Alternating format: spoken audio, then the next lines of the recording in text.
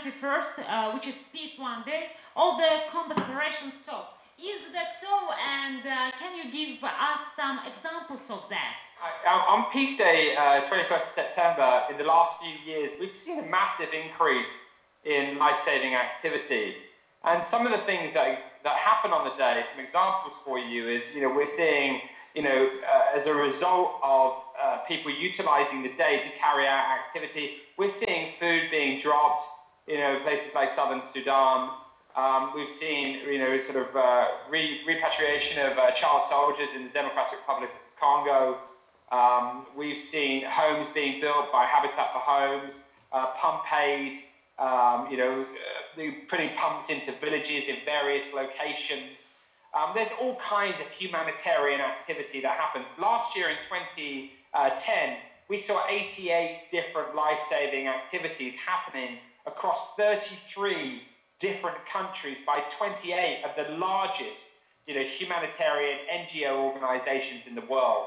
And it's increasing every year. Of course, what we also saw, and I told the story in my last film, The Day After Peace, I traveled with Ambassador and now my fellow producer, Jude Law, the actor, and we went into Afghanistan and led a process which resulted in parties to conflict, manifesting a cessation of hostilities, including, of course, the Taliban, which allowed 10,000 vaccinators to go into areas that you couldn't normally go. And as a consequence of that, vaccinated 1.4 million children on Peace Day. And that's happened for the last few years running. Now millions of children have been vaccinated against polio in Afghanistan as a consequence of Peace Day. So all kinds of things happen all over the world. But also, this is a day of ceasefire and non-violence. So the violence in our homes, our communities, and in our schools is as important, if not more so, to stop, so that children aren't bullied on the day, etc. And we are seeing incredible results in schools around the issues such as bullying, where there is a massive decrease in the violence we ourselves are confronted with, whether that's in the United Kingdom or in Russia or America or wherever it may be. So yes, incredible things are occurring on the day, I'm pleased to say. Why was the 21st of September chosen as a peace day? Is that date special or it was random choice? 21st of September was chosen because it was my granddad's favourite number. When he went to war, there were 700 men in his group that left the United Kingdom, and only 21 came home. 21st of September is also the time of year when every member state of the United Nations, will come together at the United Nations General Assembly. So that's a very specific point. When I had the idea to try and create the first ever day of peace with a fixed calendar date, a day of ceasefire and non-violence. What brought you, a movie director in peacemaking movement? It's very interesting. Did you have any fear that in this world full of conflicts, no one would listen to you? Why do you do this? I think that I did this because I was very confused and frightened and concerned about the violence that is going on in the world, the killing of innocent people and the destruction of our environment. I mean, those are very confusing issues to try to understand why we do the things that we do. And I have no qualifications. I was bottom of the class. I'm dyslexic. The only thing that I know is a film camera. I was an actor from a very young age. And so the only thing that I know about is a camera.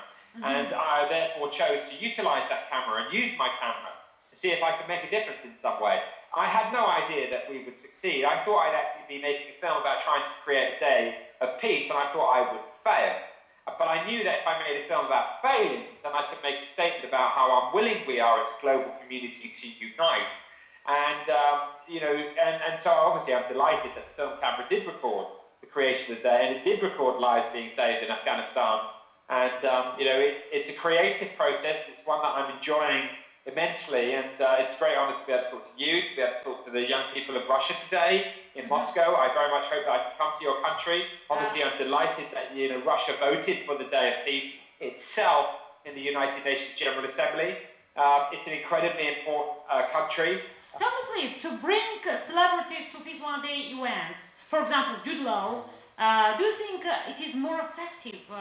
And why do you do this? They've helped me to, negotiate with organisations, corporations, etc., to keep the process alive, and their credibility and the media's interest in them is kind of key to success in relation to informing the world's people that the day exists. I had tried to tell people that Peace Day existed, even when it was unanimously adopted at the United Nations. I remember holding a press conference myself to say the day had been created, and nobody came. I mean, nobody came. It was only until people like Jude Law sat beside me that the press came, and I think that these people are very courageous and very brave. I mean, Jude obviously travelled to Afghanistan a number of times with me. He obviously has a family. He risked his life for the greater good of humanity. He's an amazing man. He's doing it because he wants to support the process. He doesn't need the profile. He has a lot of profile anyway. He puts a lot of time and a lot of effort in. He understands the issues. He's incredibly intelligent. He's researching, and he's an amazing man. I mean, an incredible individual. And of course, all of the people that I've worked with. How do you think your ideas will develop worldwide? I think that they'll develop through processes like this. I mean, the mere fact that you and I are talking is developing the process. Yeah. I come to Russia, we do a tour, you go to a lot of schools, inform people, meet with influential figures from government, intergovernment, non-government. That's how it grows. I think that it's, my job, having created their piece and proved that it saves lives in the most complex places in the world, is now to institutionalize the day.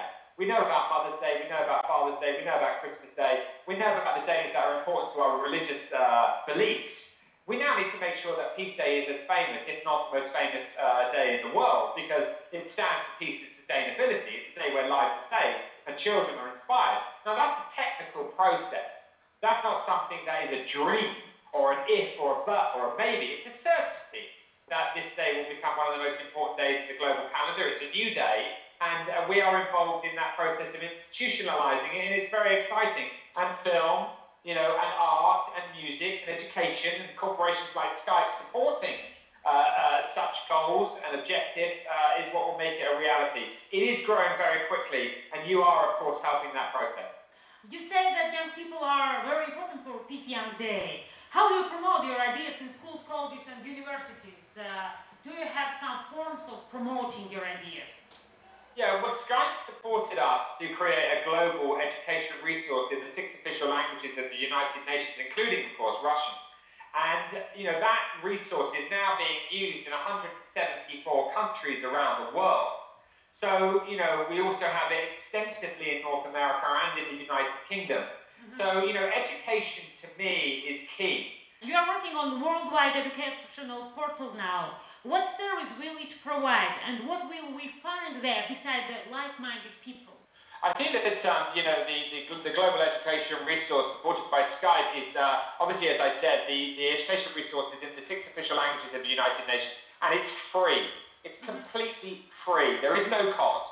So if people can go to peaceoneday.org and go to the education section of our site, they will be able to find out the information, use the resources. It's free. All they've got to do is register, and they will find a series of lesson plans. And those lesson plans, we hope, and we in fact indeed know, are having a profound effect for the young people who use them in terms of inspiring, empowering them, to create a kind of peaceful and a sustainable world. What is the usual reaction among school children and students on your movies Peace One Day and the Day After Peace? Yeah, the reaction of young people is fantastic. I mean, young people want to change the world. We provide an opportunity for them to be able to express that practically, obviously by manifestation on the 21st of September. They love it. And explain me, do you remember some reaction?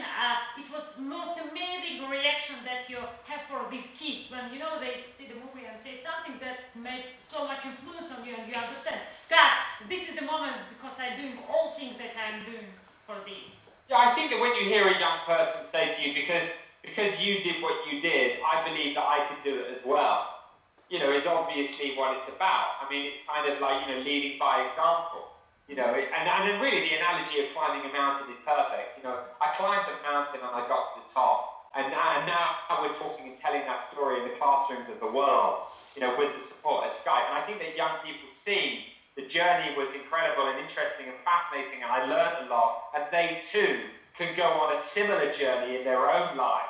And as a consequence of that, they can make a real impact on the world. It's about empowering young people. It's about inspiring them. It's about making them realize that they can change the world. And the Peace One Day global education resource obviously is a great tool for that. Thank you, and we're waiting for you desperately. Thank you. Bye-bye.